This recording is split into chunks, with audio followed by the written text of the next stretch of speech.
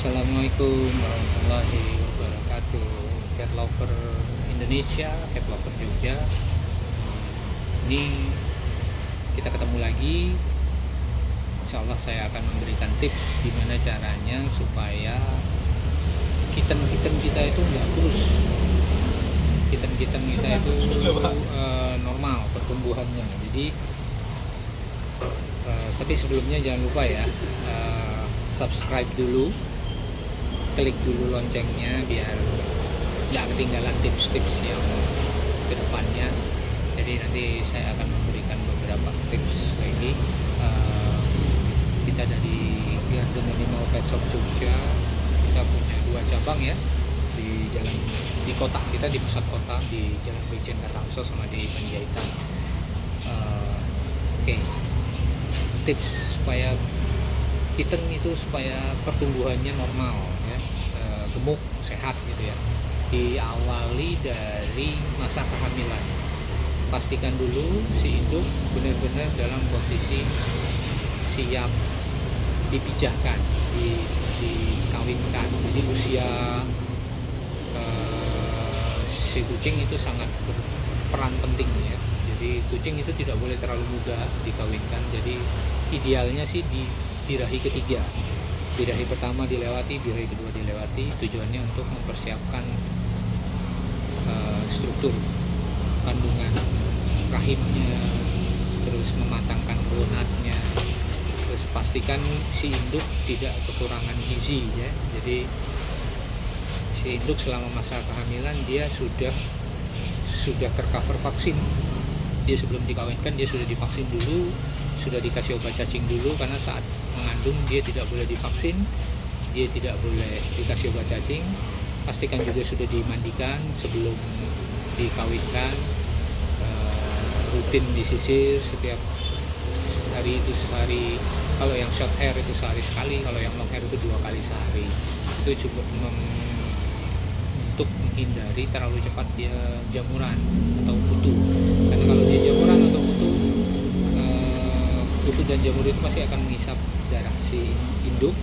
Inangnya kan akan dihisap darahnya, jadi dia kehilangan banyak darah, jadi pertumbuhan tubuhnya tidak bagus, otomatis ke janinnya juga bermasalah.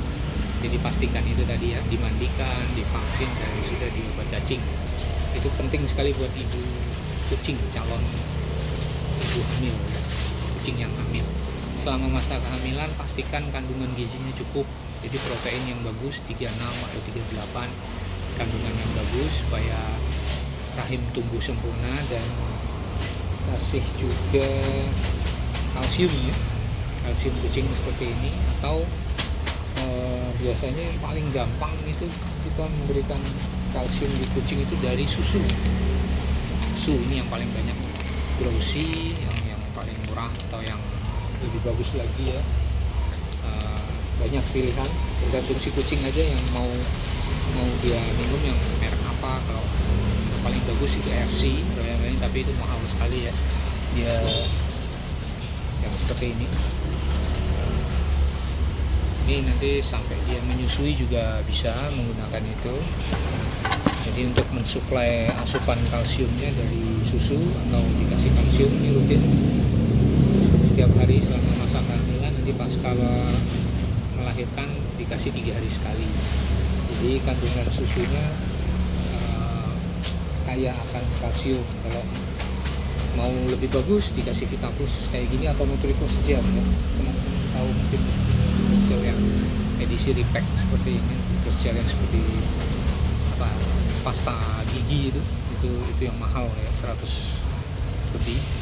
Ini yang simple, ini yang mengandung lumayan banyak manfaatnya. Vita Plus ini mungkin sekitar 35an di pasaran. Dikasih rutin setiap hari, jadi si induk nafsu makannya terjaga, tidak gampang lemes, tidak gampang sakit. Jadi indukan yang hamil tidak boleh sampai sakit ya teman-teman ya. Karena kalau kucing yang hamil itu sakit, dia akan tidak nafsu makan akan berefek ke janin. Itu sangat beresiko. Jadi pertumbuhan janin pasti akan terganggu. kalau bisa dikasih makanan basah. Kalau yang bagus itu ya mungkin daging ya, daging atau ayam. Kalau saya biasanya menggunakan ayam karena kucing saya banyak, ada 60-an. Saya punya British, Bengal, Maine Coon, Scottish, itu kita pakai ayam sehari menghabiskan sekitar 1,5 kiloan. Nah, itu di malam hari kita biasanya ngasih malam hari biar itu jadi daging ya, dan jangan dijadikan makanan utama juga karena berat ya, mahal harganya. Tapi kalau teman-teman ada yang sanggup, lebih bagus full raw food, jadi daging sapi gitu atau ayam, itu kucing akan pertumbuhannya jauh lebih bagus. Kalau makanan basah yang seperti ini ya, Royal Canin Recovery atau Royal Canin yang kitten 36 itu 32 itu ada. Jadi tujuannya biar si induk cukup asupan gizinya, jadi tidak mengganggu pertumbuhan janin. Nanti pasca melahirkan pastikan vitamin kalsium rutin juga tetap dikasih, jadi kandungan gizi ASI-nya terjaga. Kalau mau lebih bagus bisa menggunakan vitamin pelancar ASI gitu ya, itu ada sudah keluar yang buat edisi kucing, itu rutin dikasih 2-3 hari sekali dikasih ke induk. Tapi makanan keringnya tetap harus di yang protein 36 atau 38, jangan dikasih yang makanan murah-murah ya. Saya tidak menyarankan, tapi kalau untuk cat lover yang merasa kemampuannya cuma sampai di makanan murah monggo, tapi dibedakan antara kucing yang hamil sama kucing yang hidup biasa, itu dibedakan nutrisinya. Dikasih tambahan vitamin, dikasih makanan basah, raw food. Nanti dengan perlakuan yang berbeda itu menyebabkan si induk nyaman, sehat, gemuk, berefek ke ASI. ASI-nya kualitasnya bagus. Jadi pastikan kitten-kitten kita dapat suplai gizi dari ASI yang dihasilkan dari induk yang mengkonsumsi makanan yang bagus, makanan yang baik. Nah, setelah itu masa-masa pertumbuhan itu sampai 1 bulan itu dia akan full ASI dari si induk. Makanya si induk harus benar-benar dijaga kualitas asupan makanannya. Nanti 1 bulan itu sudah boleh mulai kita kasih makanan basah tadi dan seperti ini ya, saset atau raw food ayam itu, tapi ayam yang giling yang halus atau daging giling halus gitu. Terus 1 bulan dia sudah mulai mencari makan. Dikasih sehari 2-3 kali. Pastikan kita awasi juga asupan susunya. Perhatikan juga dia masih nyusu ke induknya atau tidak ya, karena walau bagaimanapun tetap makanan terbaik itu ASI sampai di 2 bulan dan 2,5 bulan usia kitten ya, dia tetap harus dapat suplai ASI, karena ASI itulah kalsium terbaik buat si kitten. Kalsium itu sumber pertumbuhan terbaik, jadi untuk bertumbuh besar dia akan tulangnya itu kan membesar dari kalsium. Kalsium itu penyerapan terbaiknya itu dari susu.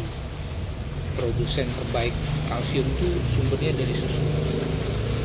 Pastikan si kitten-kitten tetap menyusu. Yang paling penting harus diperhatikan tingkat stres juga ya. Berikutnya itu tingkat stres. Si induk nggak boleh, jangan sampai stres, karena kalau stres produksi susunya akan jauh menurun. Jangan lupa tadi vitamin ASI-nya juga ya. Vitamin ASI itu rutin dikasih terus sampai 3 bulan, sampai si kitten-kitten sudah tidak mau menyusui lagi. Kalau kitten-kittennya sudah sama sekali tidak mau menyusu ke induknya, baru vitamin ASI itu diberhentikan. Nanti tahapan-tahapannya setiap minggu ditimbang. Kitten-kitten itu setiap kitten ditimbang, dikasih kalender tabel gitu, kitten A, kitten B, kitten C 1 minggu. Terus dari 1 bulan itu setelah dia mulai makan, itu minggu pertama pasca 1 bulan berat berapa. Jadi minggu kedua itu harus ada progres, harus ada peningkatan bobot dari 1 sampai 2 on gitu misalnya. Ditimbang secara berkala. Ketika itu stuck, nah berarti ada yang salah dengan nutrisi gizinya. Nah itu kita harus perbaiki, mungkin dengan kualitas makanan, merek makanan harus diganti yang protein lebih bagus, atau perimbangan antara makanan kering dengan raw foodnya, dia terlalu banyak keringnya, nah, ditambah raw foodnya, atau kualitas gizi induknya. Nah, kalau misalnya tumbuhannya stuck, ya mungkin kualitas ASI si induk itu kualitasnya kurang, jadi harus ditambah. Jadi misalnya dengan vitamin, penambah lancar ASI, bisa macam-macam sih. Dijaga sebaik-baik mungkin si induk jangan sampai sakit. Begitu pula kitten ya. Kitten selama masa pembesaran itu kitten harus pakai lampu, dikasih lampu yang 15 watt pijar itu biar suhu kamarnya tetap hangat gitu. Menghindari si kitten kena flu, karena perbedaan suhu yang ekstrim biasanya kitten akan gampang flu. Timbang secara berkala, pastikan itu ada grafik yang naik jadi kitten kita. Terus si kitten juga sesering mungkin dilepas, diajak main, tujuannya biar dia banyak bergerak, dia akan sehat, terus dia akan lapar ya, gampang lapar, jadi dia akan banyak makan. Si kitten juga bisa dikasih susu itu, tapi kitten itu tahap pemberian susunya saya biasa di usia 2 bulan kurang seminggu itu saya mulai kasih susu. Itu di spet pakai spet 1 cc gitu yang lebih gampang karena ujungnya kecil ya. Spet 1 cc, pastikan setiap kitten dikasih merata jumlah cc yang sama supaya pertumbuhannya berimbang. Kalau pertumbuhannya tidak berimbang, satu ada yang gede, biasanya nanti saat akan berebutan puting susu ibunya, itu yang gede ini akan dominan dan yang kecil akan semakin tersingkirkan. Jadi efeknya dia akan semakin sedikit mendapatkan ASI. Nah, kitten yang bobotnya lebih rendah, nah itu sebaiknya kita bantu untuk mempercepat, mengimbangi pertumbuhan kitten yang lain itu dengan kita kasih susu tambahan formula itu lebih banyak. Jadi yang sudah gede, yang sudah banyak minum dari ibunya, itu kita kasih secukupnya aja. Yang kecil itu kita perbanyak supaya nanti pertumbuhannya berimbang sampai ke akhir dia merata bobotnya. Dan pastikan di usia 2 bulan dia sudah mulai dikasih obat cacing. Kitten sudah mulai dikasih obat cacing. Terus dimandikan, grooming itu juga penting ya. Jangan banyak orang bilang grooming itu 3 bulan. Kalau saya 1 bulan juga sudah saya mandikan kucing, dengan catatan dia tidak flu, tidak diare. Mandikannya di siang hari, jangan di saat hujan. Pastikan airnya pakai air hangat. Terus blowernya, nah ini blower ini harus ada penghangatnya, jangan cuma angin ya kayak hair dryer gitu bisa, karena dia hangat. Nah, tapi harus, karena kitten jadi perlakuannya berbeda, jadi harus ekstra hati-hati dan cepat, jangan ditinggal-tinggal, jangan disambi-sambi nanti dia masuk angin. Jadi begitu dibasahin air hangat, disampuin bersih-bersih, bilas bersih, langsung pakai kanebo hair dryer sampai benar-benar kering, baru ke kitten yang berikutnya. Jangan disambi dengan mandikan yang kedua, ketiga. Itu biasanya yang pertama akan masuk angin. Jadi secepat mungkin harus segera, kalau bisa berdua ya, satu memandikan, satu berblower, satu mandikan. Apalagi ya kira-kira yang terpenting, obat cacing sudah, mandikan, di grooming rutin ya supaya dia tidak jamuran dan tidak kutuan. Kembali ke seperti induknya awal waktu hamil, biar darahnya tidak diambil sama si kutu dan si jamur-jamur yang hidup di tubuh dia, biar tujuannya biar dia gemuk sehat. Nah nanti setelah mulai rutin dikasih makanan basah, raw food, daging, susu secara berkala dikasih, tingkat stressing dikurangi dengan cara cara dia sesering mungkin diumbar ya, dilepas, bermain, diajak bermain atraktif itu biar pergerakannya bagus. Kira-kira itu aja tips dari saya untuk supaya kita nggak sampai kurus ya. Harus perhatikan dari sebelum dia tumbuh, dari saat si ibunya, kondisi si ibu saat mau hamil, pastikan induknya siap. Semoga tips yang saya kasih ini bermanfaat buat teman-teman semua. Saya rasa cukup sekian tips dari saya. Jangan lupa ya, subscribe sama loncengnya di klik ya. Subscribe-nya gratis, tidak perlu biaya. Semoga bermanfaat. Assalamualaikum.